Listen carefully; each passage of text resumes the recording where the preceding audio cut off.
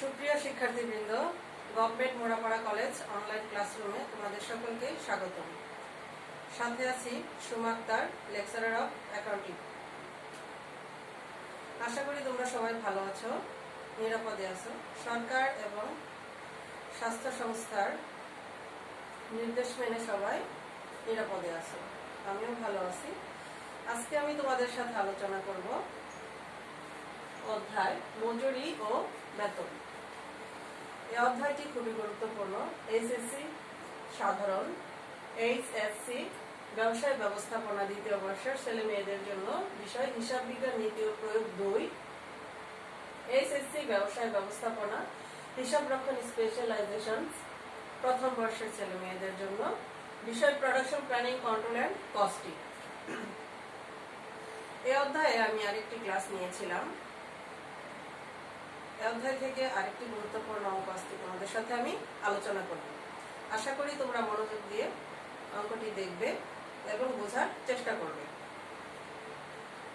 প্রতি বছরই board final পরীক্ষা এই অধ্যায় থেকে আমাদের অঙ্ক সাধারণত থাকে।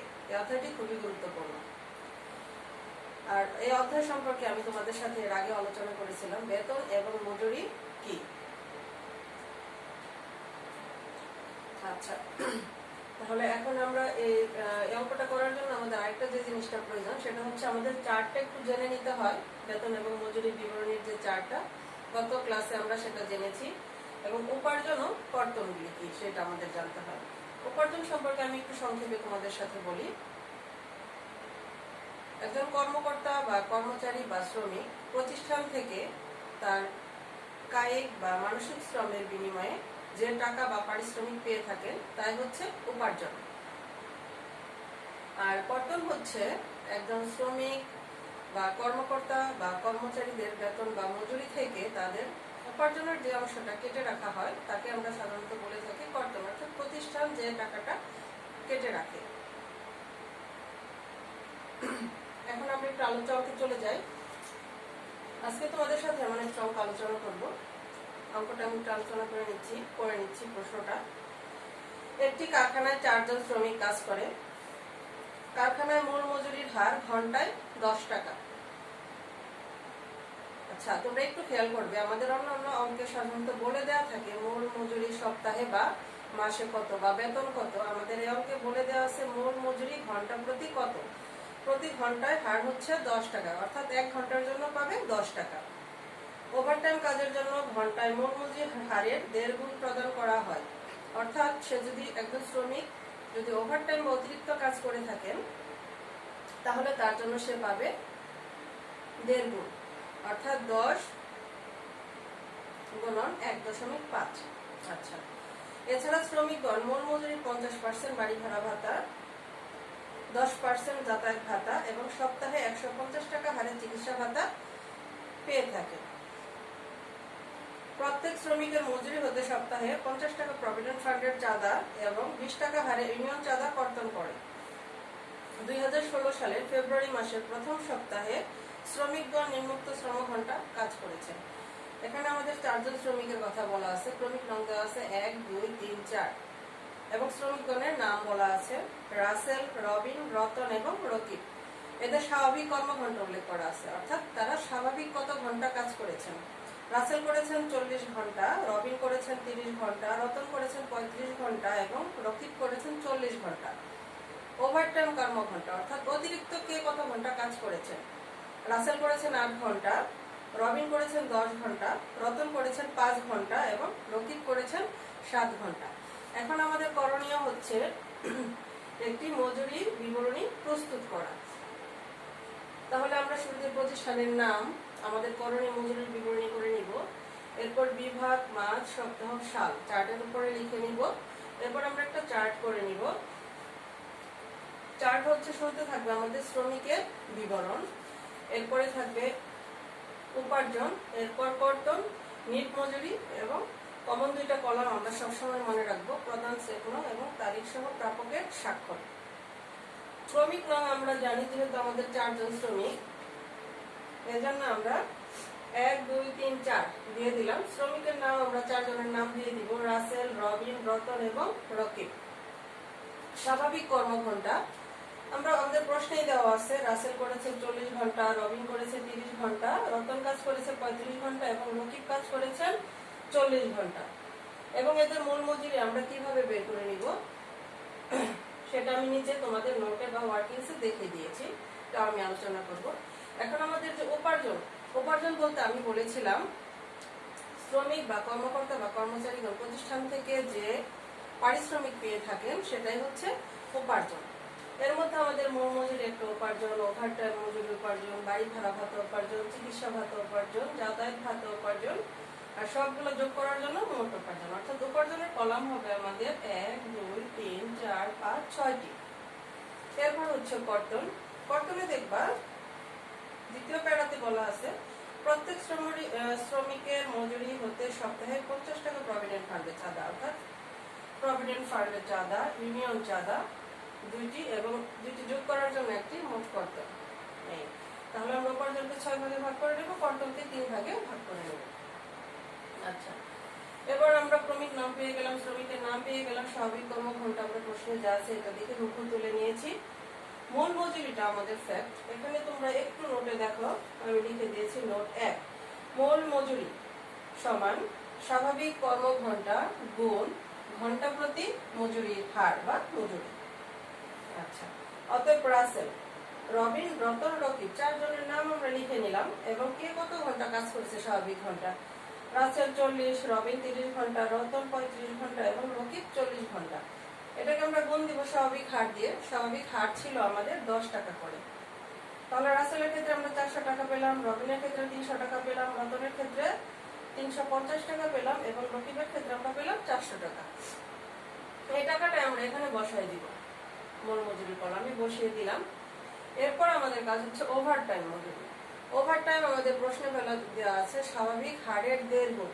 তাহলে একইভাবে আমরা ওভারটাইমটা বের করে নেই। এটা সূত্রটা আমরা এভাবে লিখেছি, ওভারটাইম সমান 2 নম্বর নোটে দেখো, ওভারটাইম সমান মূল মজুরি হারের 1.5 গুণ, অর্থাৎ 10 গুণ 1.5। কারণ আমাদের স্বাভাবিক বা মূল মজুরির হার ছিল 10 টাকা, আর 1.5 গুণ মানে হচ্ছে 1.5 গুণ করলে আমরা পেয়ে যাব 15 টাকা। তাহলে আমরা আবার 4 জনের নাম লিখে নিয়েছি, রাসেল, রবিন, রতন এবং রকিব। 4 জন কে কত ঘন্টা কাজ করেছে প্রশ্নে আমরা দেখেছি অতিরিক্ত কাজ, সেটাকে আমরা গুণ দিয়েছি 15 টাকা দিয়ে। তাহলে আমরা টাকাগুলো পেয়ে গেছি। রাসেল করেছে 120 ওভারটাইম পাবে, রবিন পাবে 150, রতন পাবে 75 এবং রকিব পাবে 105। আচ্ছা, এবার আমরা বাড়ি ভাড়া ভাতা আমাদের প্রশ্নেই বলে দেওয়া আছে মূল মজুরির 50% পাবে। 50% মানে অর্ধেক, 400 অর্ধেক 200 টাকা, 300 অর্ধেক 150 টাকা, 350 এর 50% 175, 450% 200 টাকা লিখে দিলাম আমরা। যাতায়াত ভাতার ব্যাপারে প্রশ্নে বলে দেওয়া আছে 10% হারে পাবে। 10% হচ্ছে আমাদের মূল মজুরি। তাহলে আমাদের মূল মজুরি 10% আমরা লিখে দিলাম যাতায়াত ভাতা 40 টাকা, 30 টাকা, 35 টাকা এবং 40 টাকা, যার যার নামের বরাবর আমরা লিখে দিলাম মূল মজুরি হারের 10%।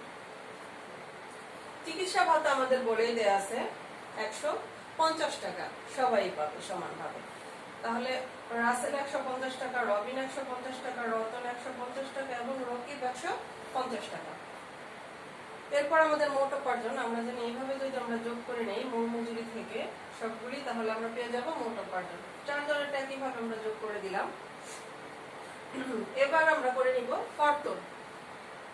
কর্তনের ক্ষেত্রে আমাদের বলে দেওয়া আছে প্রত্যেক শ্রমিকের মজুরি হতে সপ্তাহে 50 টাকা প্রভিডেন্ট ফান্ডের চাঁদা হিসাবে কর্তন করবে। তাহলে প্রত্যেকজন আমাদের যে শ্রমিক আছে তাদের নাম বরাবর আমরা প্রভিডেন্ট ফান্ড 50 টাকা করে দিয়ে দিলাম, যেহেতু সবাই সমান পাবে। এরপরে ইউনিয়ন চাঁদা বলে দিয়ে আছে 20 টাকা, অর্থাৎ সবাই পাবে 20 টাকা করে। মোট কর্তন অর্থাৎ প্রভিডেন্ট ফান্ড এবং ইউনিয়ন চাঁদা দুটো যোগ করলে আমরা পেয়ে যাবো মোট কর্তন 70 টাকা। এক্ষেত্রে 4 জন শ্রমিকের কর্তনের হার একই 70 টাকা করে। এবার আমরা চলে আসি নিট মজুরির ক্ষেত্রে। নিট মজুরি আমরা জানি মোট উপার্জন থেকে মোট কর্তন বিয়োগ করলে আমরা পেয়ে যাব নিট মজুরি। মোট উপার্জন আমাদের 910 টাকা থেকে যদি আমরা বিয়োগ করি পেয়ে যাব 840 টাকা। 780 থেকে বিয়োগ করে যদি আমরা 70 টাকা পাবো 710 টাকা। 785 বিয়োগ 70 715 টাকা, 150 বিয়োগ 70 825 টাকা। একইভাবে আর আমাদের নিচে যে মোটের কলামটা আছে এটা হচ্ছে উপর থেকে সবগুলি আমরা যোগ করে নেব, অর্থাৎ মূল মজুরি 4 জনের কত, ওভারটাইম মজুরি 4 জনের কত, বাড়ি ভাড়া ভাতা 4 জন শ্রমিকের কত, যাতায়াত ভাতা 4 জন শ্রমিকের কত। একইভাবে যদি আমরা সবগুলি যোগ করে নিই আমরা পেয়ে যাব মোটের কলাম। আর নিচের রোটা তোমরা নিশ্চয় মনে রেখেছো, নিচে কি করতে হবে, আমাদের 4 জনের সিগনেচার লাগবে। এই 4 জনের সিগনেচারটা ধারাবাহিকভাবে লিখতে হবে, এটা তোমরা মনে রাখবে। প্রস্তুতকারক, প্রধান হিসাবরক্ষক, ব্যবস্থাপক, ক্যাশিয়ার। এরপরের কাজ হচ্ছে তোমরা প্রশ্নের যে উত্তরটা লিখে দিলে ভালো। উত্তরটা লিখে দিবা মিট মজুরি। যেহেতু আমাদের 4 জন শ্রমিক ছিল এই জন্য আমরা 4 জন শ্রমিকের নাম উল্লেখ করে আমরা নিট মজুরি লিখে দিব। রাসেল কত পাবে? রাসেল পাবে হচ্ছে 840 টাকা, রবিন পাবে 710 টাকা, রতনের 715 টাকা, রকিবের 825 টাকা। তাহলে আমাদের অঙ্ক শেষ। আমাদের আবার একটু মনে রাখতে হবে বেতন এবং মজুরি বিবরণী কিন্তু খুবই সহজ একটি অঙ্ক। এই অঙ্কে আমাদের একটু যদি আমরা খেয়াল করে বুঝে মনোযোগ দিয়ে করে অঙ্ক খুবই সহজ। এবং অঙ্কটা করার আগে আমাদের একটু বিবরণীর যে চার্টটা সেটা আমাদের একটু শিখে নিতে হবে, খেয়াল করতে হবে।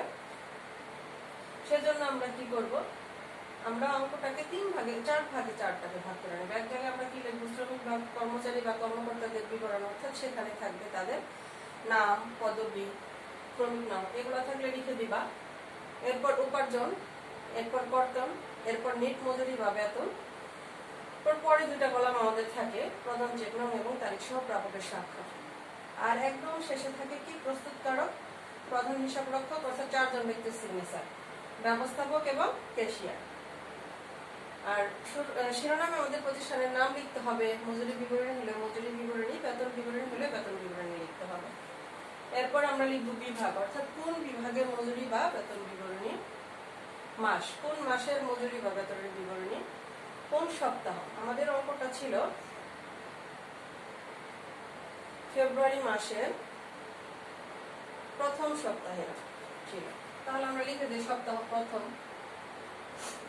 এবং সাল আমাদের দেওয়া ছিল 2016 সাল, আমরা লিখে নিলাম 2016। এরপরে আমরা যে জিনিসটা একটু খেয়াল করে নিব সেটা হচ্ছে কিছু কিছু অঙ্কে আমাদের মূল মজুরি বা বেতন সরাসরি দেওয়া থাকবে, আর কিছু কিছু অঙ্কে আমাদের ঘন্টা হারে দেওয়া থাকবে বা সপ্তাহ বা মাসিক দেওয়া থাকবে। এটা আমাদের একটু খেয়াল করে নিতে হবে। ঘন্টা হারে থাকলে আমাদের একটু নোট করে বের করে দিতে হবে। আর অতিরিক্ত কর্মঘণ্টা বা অতিরিক্ত বা ওভারটাইমের জন্য যে মজুরি সেটা আমাদের ঘন্টা হারে দেওয়া থাকলে এটা আমাদের একটু বের করে নিতে হবে। এই অঙ্কটা করানোর উদ্দেশ্য একটাই, আগের অঙ্কে আমাদের ওভারটাইম মজুরিটা সরাসরি দেওয়া ছিল, আমাদের এই অঙ্কের প্রশ্ন ওভারটাইম মজুরিটা দেওয়া নেই, আমাদের শুধু হারটা বলে দেওয়া আছে। এর জন্য আমি তোমাদের নোটের ব্যাপারটা দেখিয়ে দিয়েছি, স্বাভাবিক মজুরির হার এবং ওভারটাইম মজুরিটা। আশা করি তোমরা অঙ্কটা একটু মনোযোগ দিয়ে দেখবে, বাসায় প্র্যাকটিস করবে এবং তোমরা উপকৃত হবে। তো সবাই ভালো থাকো, সুন্দর হোক তোমাদের আগামী দিনগুলি। আজকে এই পর্যন্তই, আল্লাহ হাফেজ, দেখা হবে আগামী ক্লাসে।